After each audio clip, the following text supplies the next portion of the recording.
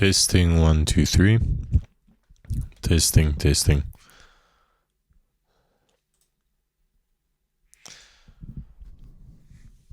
Alright, welcome to my channel. My name is Zertu. As you see, my artist name and my producer name is Professor X.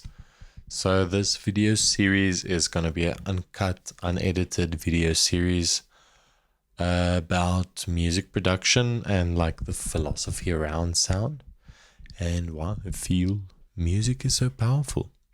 So this will be my first YouTube video on this channel. We're gonna see where this goes. So yeah, let's jump into it. What is music production? So music production is basically just putting sounds together, if I could put it in a very basic way. Yeah,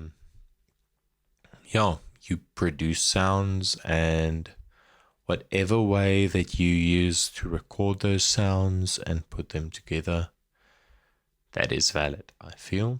I don't feel there's a correct way of doing these things. There's just a bunch of different ways that people have been doing it over the years. So the most basic way that you can produce music is just like taking a recording device and recording a sound. So if that's a video camera, if that's a sound recorder, whatever device you use, like a phone, literally just capture some kind of sound while playing an instrument or singing. And that is production. And then technically what we would call music production is then putting a bunch of different sound sources together to have a cohesive final product. But wherever that product stops, that's up to you. Right, let's move on. So my music production background, where did it start? I started with music production when I was like about 16 or 17 years old. So my dad has always been like introducing me to music, me and my brother, since a very young age. So I've really been loving music since I was very young. And then around 16 or 17, I can remember I really started getting like interested in lo-fi music. So I started producing a bit on Cubase. That's the DAW that my dad was using at that time. And then I moved on to Ableton a bit later on because some of my favorite artists were using Ableton, like Tame Impala and Calvin Harris. So I was like really into Ableton, and yeah, that's where I started. So let's move on to the third topic. So the power of sound. I feel music is really more than just this campy thing that we make it out to be. Like, music is really part of our culture and part of the philosophy of the world, and it's like always been part of who we are as humans. So I feel everyone like resonates with music on a very deep way. Like, that's every time like everyone plays music, someone will move to the music. Like, it's very funny to me. Even like when you would play some music like that, someone would say, "No, I'm not into this music." Somewhere you would catch those people even dancing to that music, which is really cool for me. So yeah, I really feel music has an effect on us emotionally and like just the world around us. So creating something that's awesome, that connects with people, it's really cool to me. All right, so music as a creative medium. I just want you to think of music as like having a blank canvas, like when you are painting.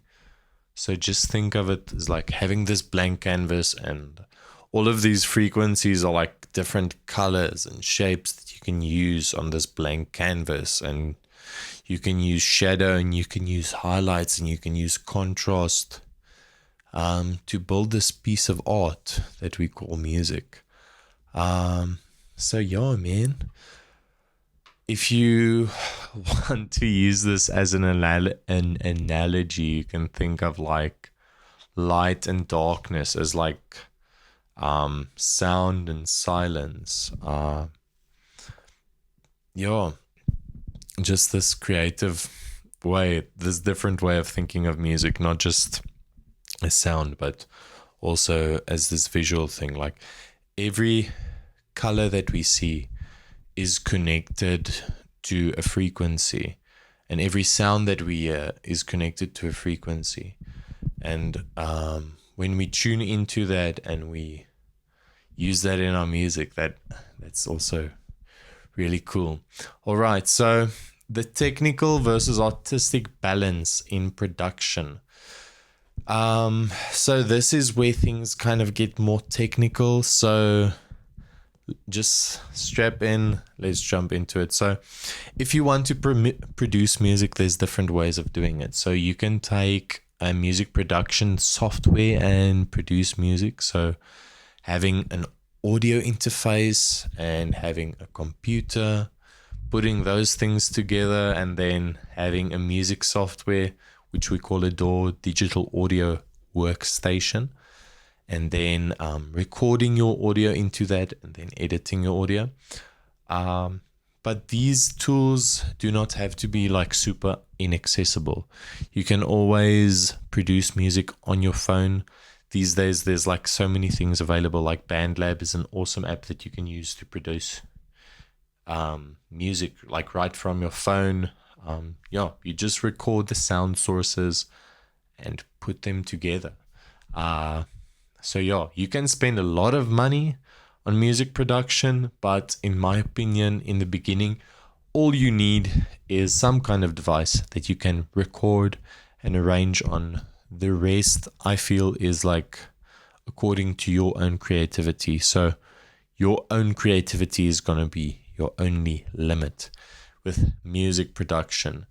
I just want to encourage you to create music in the way that you find resonates with you, that you can use it in a productive way and a creative way, and that you can also grow through music. I feel if you want to produce music, you're going to learn so much along the journey. You're going to learn about sound engineering. You're going to learn about music theory. There's just going to be so many more things. So this is going to be like a 30 video series. So I'm going to try to do one video every day, just uncut like this. So stick around for the other videos in the series as well. So why philosophy matters in music. So embracing our mistakes is so important. With my students, I'm always having to share this with them. If we don't make mistakes, we can't grow through life. We can't grow in music. We can't actually learn anything without making mistakes first. So I think our mindset is also in that word mistake the whole time. Like you can listen to the word like mistake. It's just a take that you missed. You can always retake it. There's so many more opportunities. Okay, think about all the opportunities that you can still take.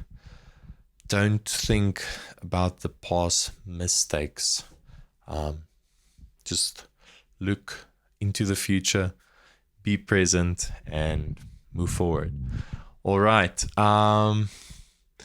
Goals for my viewers: exploring the sound that you have. So you must explore your own unique being, your own unique sound.